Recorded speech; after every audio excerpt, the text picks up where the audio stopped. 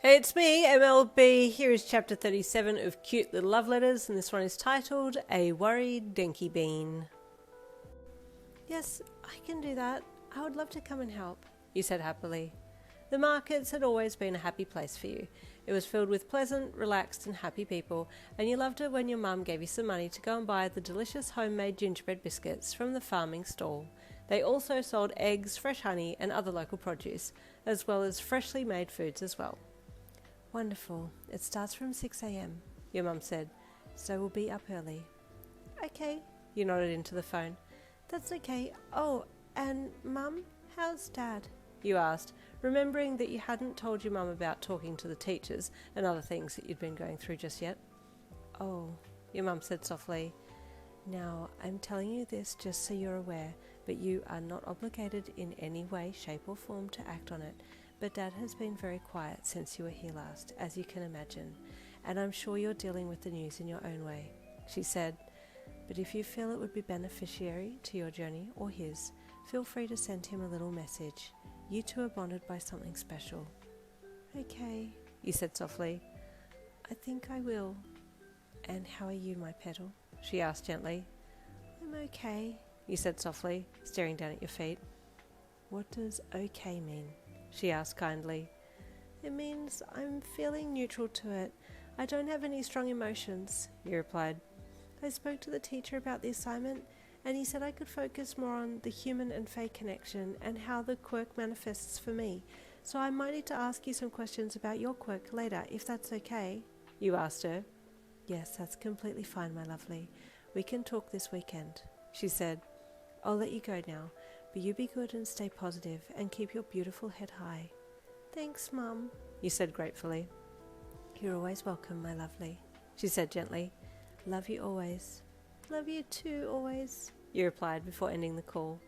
The second you had ended the call, you sent your dad a message with a gif of a little fluffy bunny holding a heart in between its front paws. Hi, Dad. I love you and I miss you. I'll see you this weekend, you sent to him. You pressed send and let out a sigh. But before your dad could reply, you got a message from Denki. Hey, it read, I got permission from my parents to go. How did you go? Did they say yes? Immediately you switched to his message and replied. Yes, I spoke to my mum and she said I could go. You sent, yes, he replied, with a gif of a dancing dog, which you thought was really cute. Hello, my Faerie. Your dad's message popped up. I love you and I miss you too. I'm looking forward to seeing you this weekend. I have lots of pictures of my flowers now. I need your help to put them on Instagram. You chuckled a little at the misuse of Instagram and then replied to him. I'll definitely help, you sent back. I'm looking forward to seeing the pictures. Then you remembered the flower shop and Olex, and the smile on your face faded a little. I still need to apologise to Olex, you thought. The next morning, Vlad King entered the staff room and nodded a greeting to Aizawa. Aizawa looked up and nodded back and then remembered that Momo was intending to have a class bonding time in 2 weeks' time and thought it best to alert Vlad King if the teacher hadn't been aware of it yet. Class 1A and Class 1B are doing a class bonding weekend 2 weekends from now, Aizawa said. My student, Momo Yagorozu, has organised it at her family's holiday house. There will be adult staff attending the gathering. Ah, well that's good, Vlad replied. I approve. Heroes need to support other heroes. Yeah, agreed, Aizawa said with a nod. It'll be good for them. Man, I totally don't get the maths class, hey? Denki sighed, while you and he were eating lunch together again, sitting side by side, so close that your whole side and legs were touching. I don't find it too bad, you mused. What is it you're struggling with? I guess everything, he replied with a sweat-dropped look. And I kind of need to know a little bit of maths for my quirk because of the voltage output. Oh, you asked curiously. Yeah, like, if I hit my max when I'm using my quirk, I'll go... He paused, and then he went really quiet. You'll go? You asked, prompting him to continue, but he'd shut right up now. Nah. Sorry, it's okay. Forget I said anything, he said, and you could feel a slight shift in him. You tried to catch his eye, but he was now avoiding all eye contact, and you could tell it was a topic he didn't want to explore. Thankfully, I don't need maths for my quirk, but I do need to work on extending the time that I can shrink down for, you said, It would be bad if I was in a small space and then suddenly couldn't hold my form anymore and went back to human size. Oh, yeah, that'd be bad, Denki agreed. How long can you stay in Fae form for at the moment? 1 hour max, he replied, but I'll work on it. I believe in you, he said with a wink, that happy Denki coming back to the foreground of his personality. Thanks, he said with a shy smile. Hey, also, are you free this weekend for a date? We're both going to be busy next weekend after all, he said with another wink. Oh, you said sadly. I'm going to help my mum at the markets this weekend. Unless you want to come, it would be good to have you come along. I can show you so many things. You were starting to get excited about the idea. You wanted to show him your world. Yeah, that sounds pretty fun, he replied. What time is it? It starts early in the morning, but if you want to come around 9:30 a.m. or 10 a.m., that would be fine. It usually goes until 5 p.m, you mused. Oh, yeah, okay, cool, he said with a smile. I'm looking forward to it. So am I, you said as you leaned into him a little more and he leaned into you, smiling down at you as you looked up into his eyes. That afternoon in the staff room, Vlad King and Aizawa were having a talk. You know, Vlad said as he approached Aizawa's desk, I've been thinking about our kids. On top of their organised weekend, why don't we do a school-mandated camp? That would be a good bonding experience too. Aizawa nodded. That's a good idea. Let me talk to Principal Nezu about it, he said.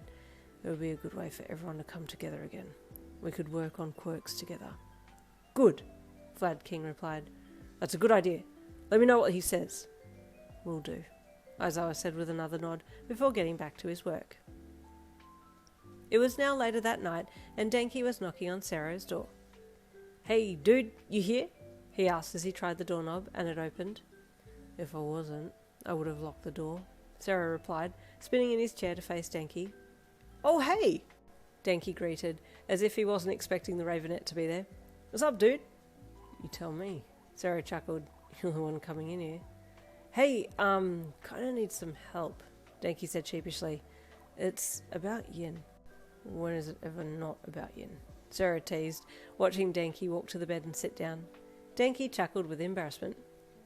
Is it that bad? Am I completely whipped? He asked with an embarrassed scratch to the back of his head. You're down pretty bad, Denki, but don't worry about it. Sero teased. What's up? Well, man, I don't really know where to start with this one, but I got a little worried today when I thought about something, Denki said. Don't think, dude. It's not good for your brain. Sero teased, thinking bad. Yeah, but I'm being kind of serious, dude. What if Yin sees me with my quirk when it overloads, you know, like when I go a bit stupid? He asked. We were talking about quirks today, and I realised she hasn't seen that side of my quirk yet. Well, she hasn't seen my quirk at all yet, in person. She's seen it on Instagram, but I cut the video before I went dumb, so she doesn't know about that. What if she doesn't like me after seeing me like that? He asked worriedly, the look on his face showing how concerned he was about it. Well, have you spoken to her about it? Sero asked. No, dude, I don't know how to bring it up. Like, how do I say, hey, you know how you like me and all? What about when I'm like this? He asked, punching the air wildly with his fists and pulling a face similar to when he overused his quirk. I've seen the pictures, dude. I know what I look like, and it's not cool. Oh, Denki, baby, we love you. Don't be sad. Sorry if you could hear the guinea pigs in the background. I've got them sitting beside the desk here while I'm doing recordings. Let me just see. Do you want to say hi?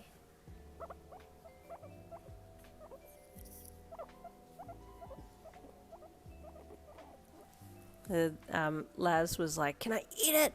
Can I eat the microphone? It looks delicious. No, don't eat. Anyway, stay tuned for next chapter, chapter 38, coming tomorrow. I'll see you then.